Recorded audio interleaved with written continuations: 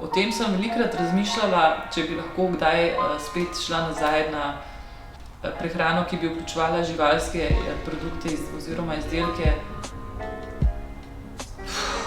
Enkrat sem sanjala, da sem jedla meso in sem se res zelo slabo počutila.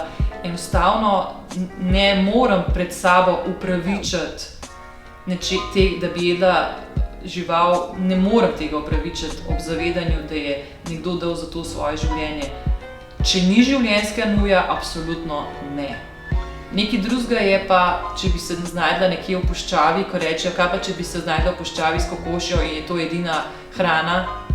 Ja, verjetno bi jo pojedla, tako kot bi razumela, da bo lev mene v puščavi pojedel. To je nekaj normalnega, ampak te čeji so čisto popolnoma brezvezni, ker živimo v tem trenutku in zdaj in v tem trenutku se lahko odločam in se odločam, da tega ne bom naredila, ker imam na razpolago drugo vrsto hrane, se pravi rastlinsko hrano, zaradi katere živim popolnoma normalno in nič mi ne manjka.